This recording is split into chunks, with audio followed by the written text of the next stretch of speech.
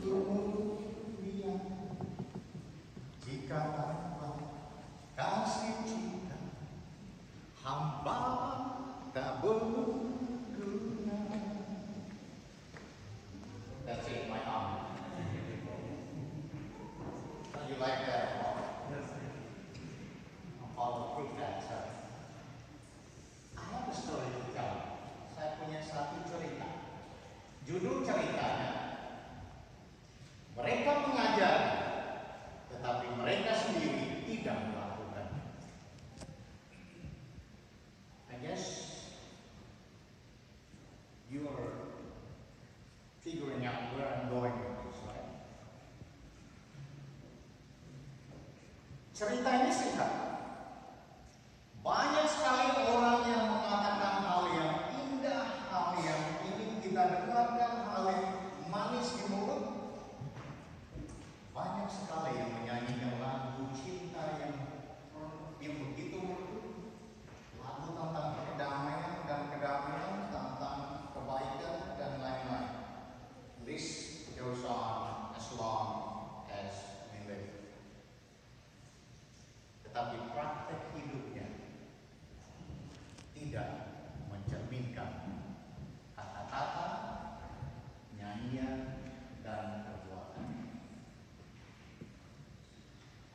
Jesus, on the other hand, responded in the gospel today that there need to be a synchronization of what we say and what we believe and what we do. Pentingnya keselarasan antara kata-kata kita, iman kita, dan perbuatan hidup kita. Keselarasan antara yang berada di luar dan di dalam hati kita. Keselarasan antara lahiriah dan batini. Yakon dan Romo pasti mengingat ini ketika kita di hadapan uskup, setelah kita mengikrarkan janji untuk setia, uskup mengatakan begini,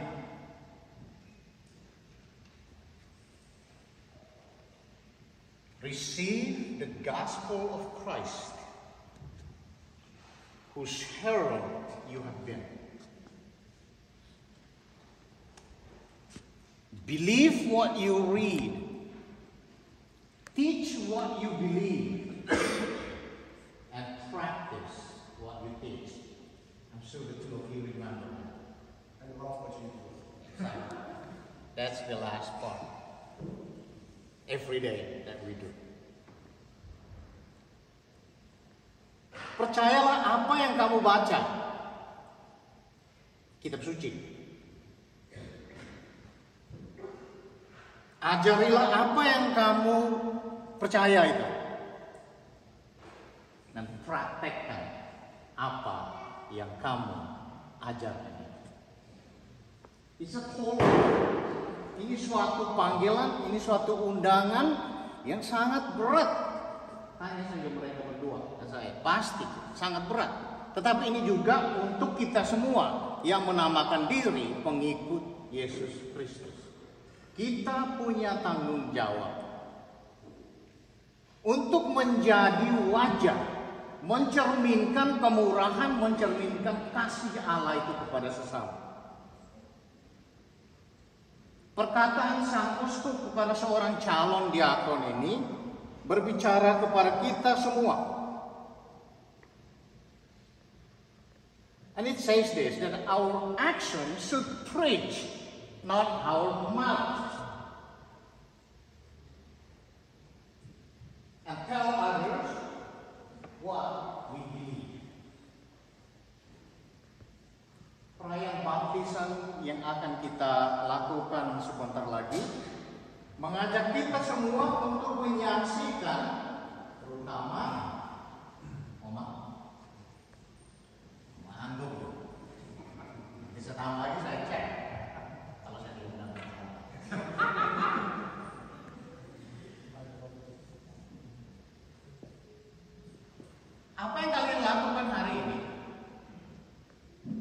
Vita, Mantri, kalian percaya bahwa dengan menyerahkan anak ini kepada Tuhan di dalam pembaptisan ini, kamu menyatakan imanmu akan Allah Tritunggal yang Maha Kudus itu, suatu relasi kasih di dalam kehidupan iman kita.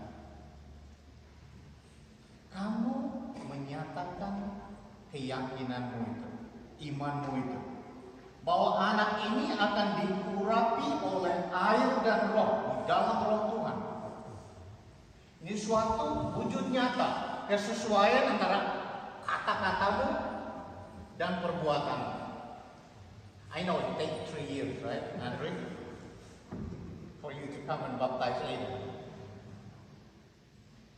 Saya punya relasi khusus dengan Andre dan Vita dan Aiden sebenarnya.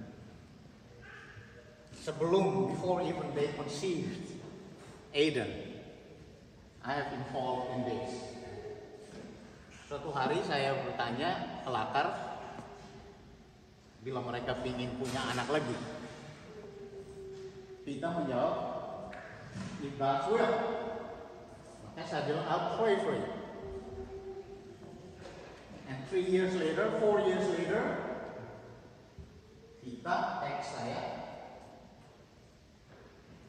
membawakan berita gembira bahwa Vita sedang hamil.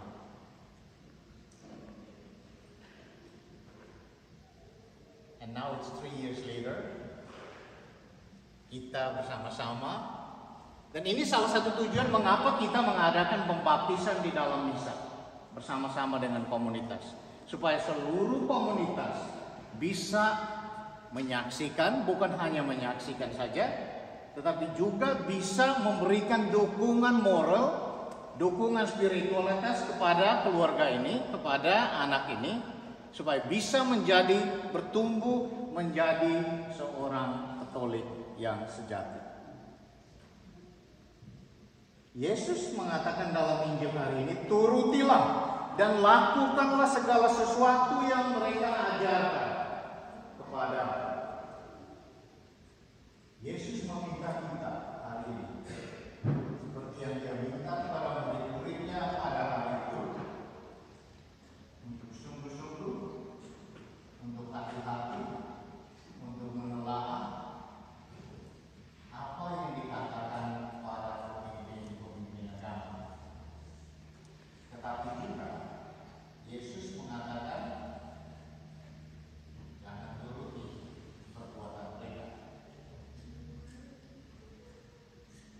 Ada pepatah di Indonesia mengatakan bahwa supaya menjadi orang Katolik yang sejati, sebaiknya jangan menjadi seorang menantu. Tahu kan artinya? No action, talks only. Yesus hari ini mengajak kita untuk menjadi seorang yang bukan hanya manis di bibir saja, tetapi begitu sedang di dalam perbuatan kehidupan kita sehari-hari. Saya mau akhiri cerita hari ini dengan satu ungkapan yang perlu kita resapi setiap kita, setiap hari.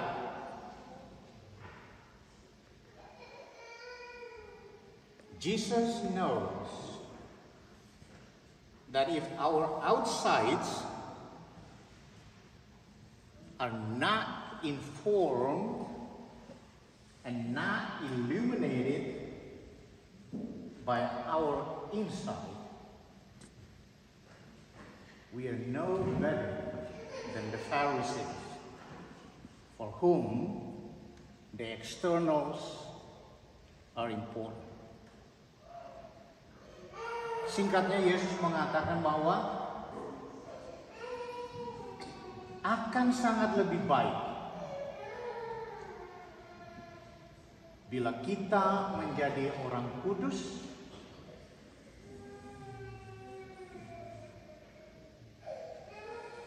dan better than to look holy.